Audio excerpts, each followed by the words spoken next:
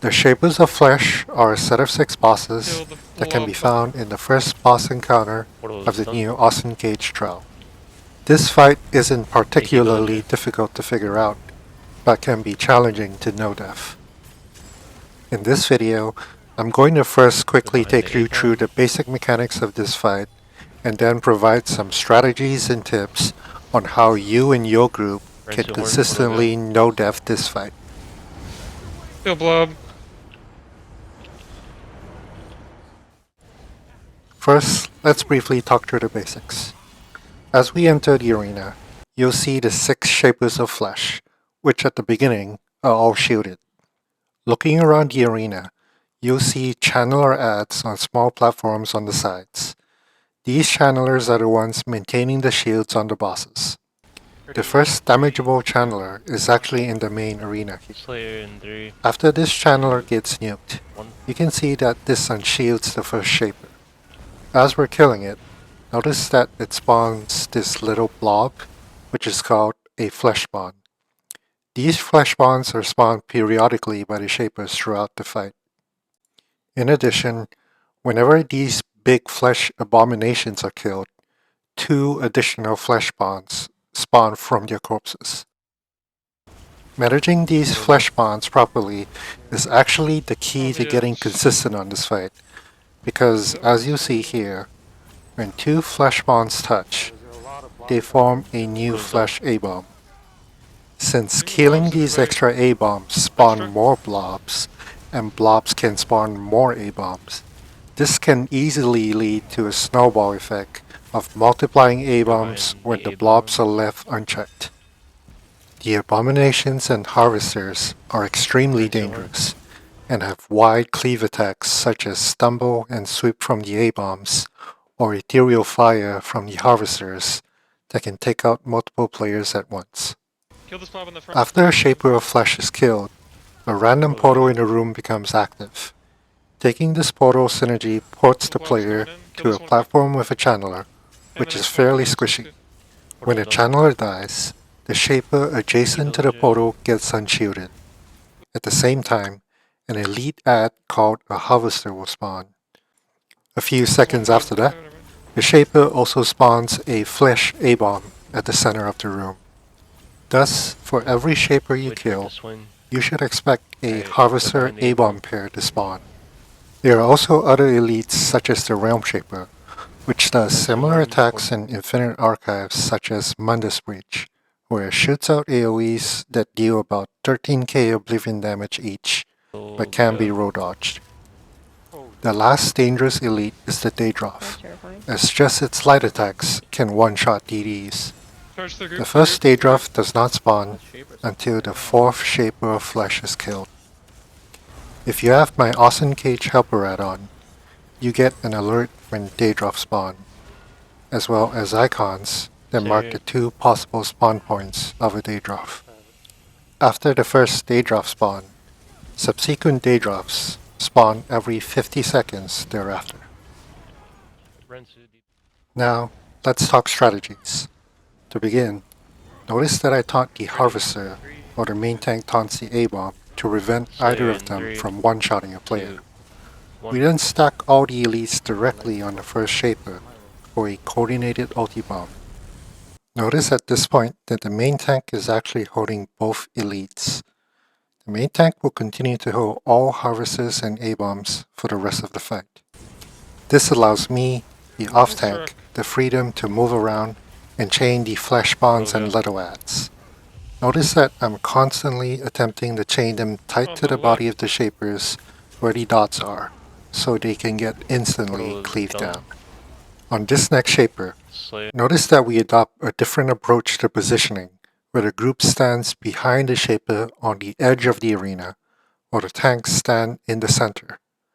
Since all ads spawn closer to the center of the arena, this allows the tanks to form the first line of defense. This means that all ads need to move through the tanks before reaching the group, which makes grabbing aggro of them a lot easier. Also notice here that our main tank is not stacking the elites directly on the Shaper, but a little further away towards the middle, although still within beam range. This keeps the group completely safe from any cleave attacks from the A-bomb towards the group. The group can then easily beam from the Shaper to the elites, which is great because the Shapers actually have a smaller hitbox in their model, which DDs will often miss beaming from afar. The Harvesters also need to be faced about 90 degrees to the side as their ethereal fire attack hits in a wide 150-degree arc. However, they do not do this attack until about 15 seconds after they spawn, so they can be brought in facing the group safely and then turned away a bit after. After the elites are brought in and turned away, we then allow the DDs to approach the middle to clean up the ads and prepare for the next portal. In this next segment, you see me apply a more advanced technique of chaining multiple blobs at once and then immobilizing them so they don't move into each other. I do this by use of the Frost Clench skill, which also doubles as my taunt. Chaining multiple blobs like this allows them to be nuked quickly. I would not recommend using other hard CCs such as Time Stop or Agony Totem, since chaining already inflicts CC immunity on the ads.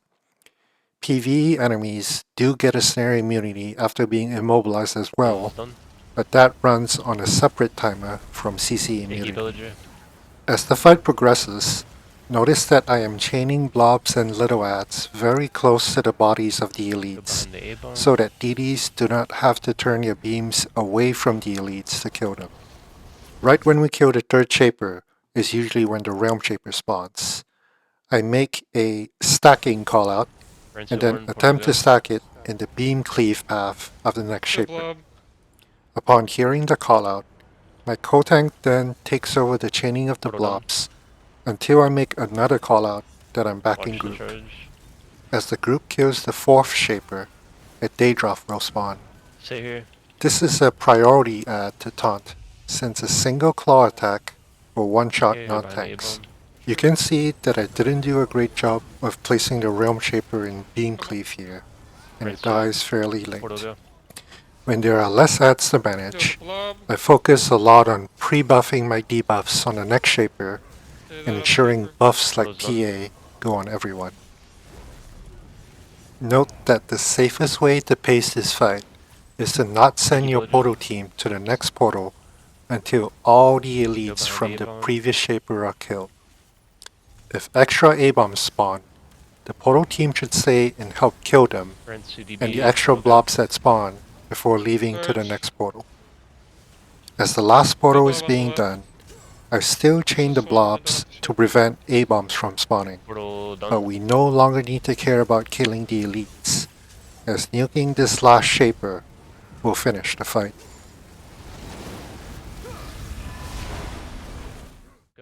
Lastly, let's talk about what to do when you get extra abominations. Despite your best efforts, there can be times when blobs just spawn directly on top of other blobs to form these extra abominations. As the off-tank, you will want to attempt to chain and soft taunt these A-bombs in case your main tank did not notice them or was already locked into a GCD.